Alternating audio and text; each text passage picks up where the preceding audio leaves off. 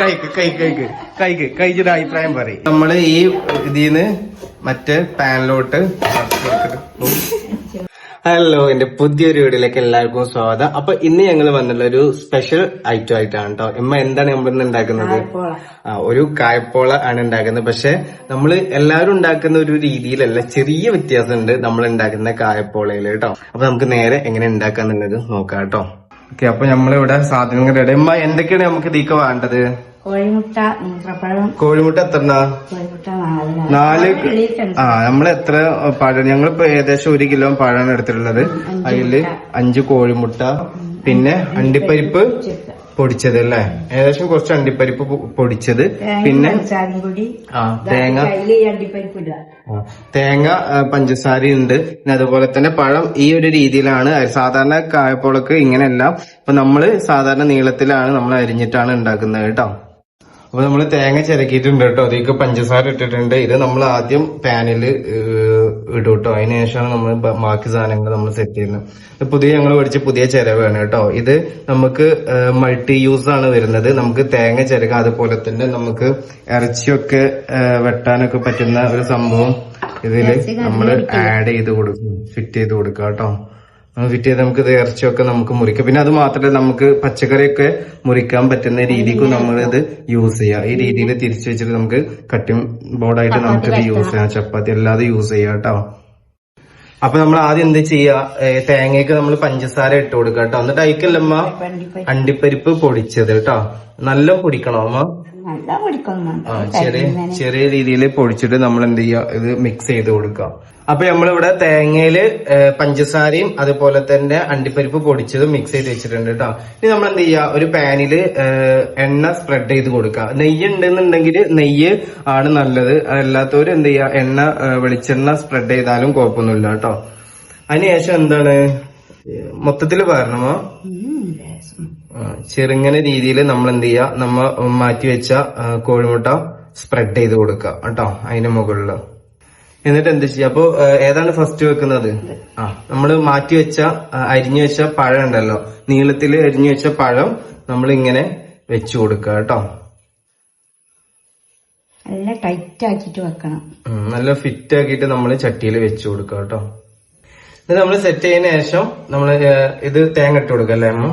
തേങ്ങ, കോഴിമുട്ട പാര മുകളില് നമ്മളെല്ലായിടത്തും എത്തുന്ന രീതിയിൽ അത് സ്പ്രെഡ് ചെയ്ത് കൊടുക്കുക. ഓക്കെ, അതിനുശേഷം ഇനി നമ്മൾ ചെയ്യേണ്ടത്, തേങ്ങ ഇല്ലേ, നമ്മൾ മാറ്റി വെച്ച തേങ്ങ ഇതിന്റെ മുകളിലോട്ട് ഇട്ട് കൊടുക്കുക കേട്ടോ. തേങ്ങ ഇട്ട് കൊടുക്കുക. അതിനുശേഷം വീണ്ടും നമ്മള് സെയിം മെത്തേഡ് ഉണ്ടല്ലമ്മ, നമ്മള് പിന്നുള്ള പഴം, ബാക്കി വരുന്ന പഴം ഇതിന്റെ മുകളിൽ ഇങ്ങനെ ലെയർ ആയിട്ടാണ് നമ്മൾ വെക്കുന്നത് കേട്ടോ. നല്ല ഫിറ്റ് ആയിട്ട് വെക്കണല്ലമ്മ.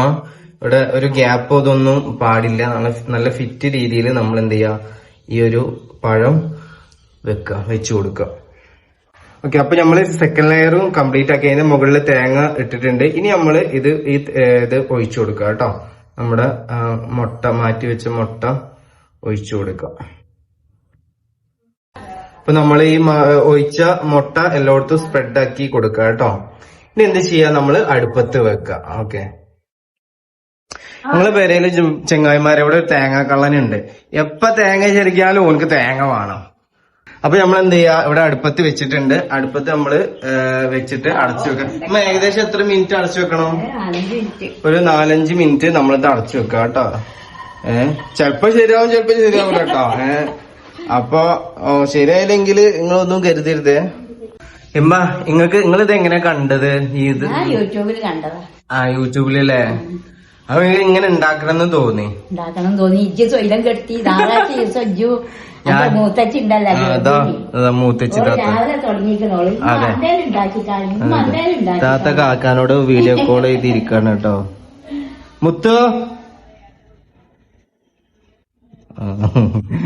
അപ്പൊ യൂട്യൂബിൽ കണ്ടാണ്ട് ഞങ്ങക്ക് ഇത് ഉണ്ടാക്കാനൊന്നും അറിയില്ല. ഞങ്ങള് യൂട്യൂബിൽ കണ്ടിട്ടുണ്ടാക്കാൻ കേട്ടോ. മൂത്തച്ചി കളച്ചനും കൂടി സ്വൈരം കെടുത്തിട്ട് താത്തയാണ് കൂടുതൽ സ്വൈരം കെടുത്തുന്നത്. ഓള് പിന്നെ ഗർഭിണിയാ നിക്കോ.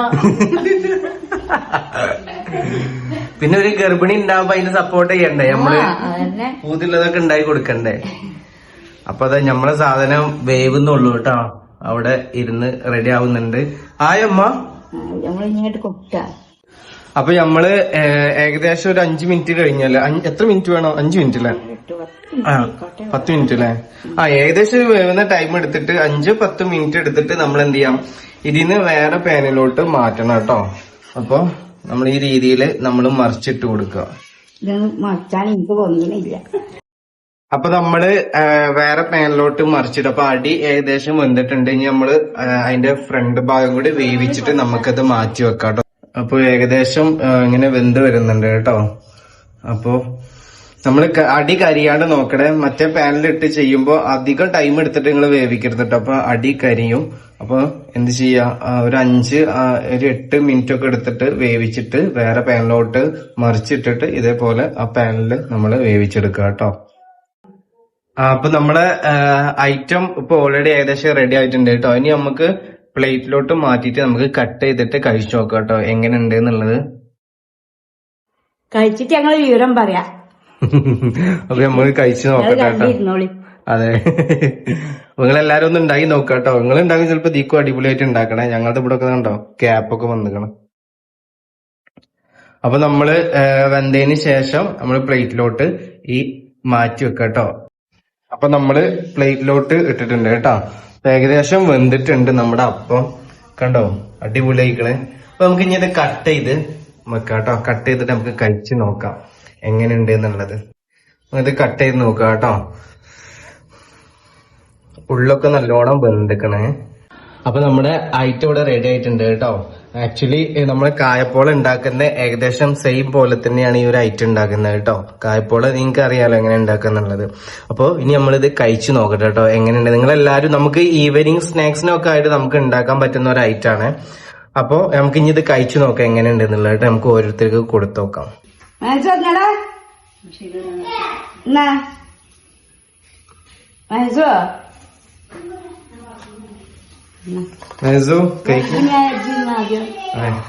ടേസ്റ്റ് നോക്കി എന്നിട്ട് പറയും. നിങ്ങൾ എല്ലാവരും അഭിപ്രായം ഇമ്മ കഴിച്ചു നോക്കി. ഇമ്മ കഴിച്ചിട്ട് അഭിപ്രായം പറയും. നിങ്ങൾ ഉണ്ടാക്കിയതല്ലേ കഴിക്കി. അടിപൊളിയാ. ഓക്കെ താത്ത, ഇനി താത്ത കഴിക്കി. എന്താ പാട് നോക്കി.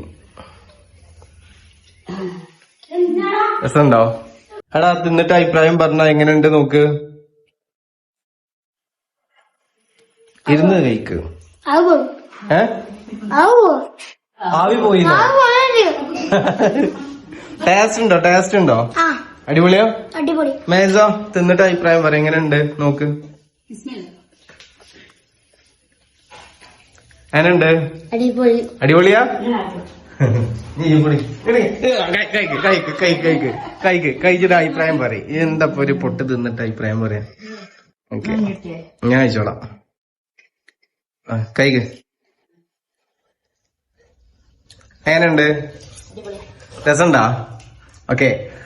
അപ്പൊ ഗൈസ് നമ്മുടെ ഐറ്റം സെറ്റ് ആയിട്ടുണ്ട് കേട്ടോ. ഇനിയിപ്പോ ഇവരെല്ലാരും കഴിച്ചു. ഇനി ഞാൻ കഴിക്കട്ടെ, അല്ലെങ്കിൽ കിട്ടൂല. അപ്പൊ ഞങ്ങള് വീഡിയോ വൈൻഡപ്പ് ചെയ്യാണ്.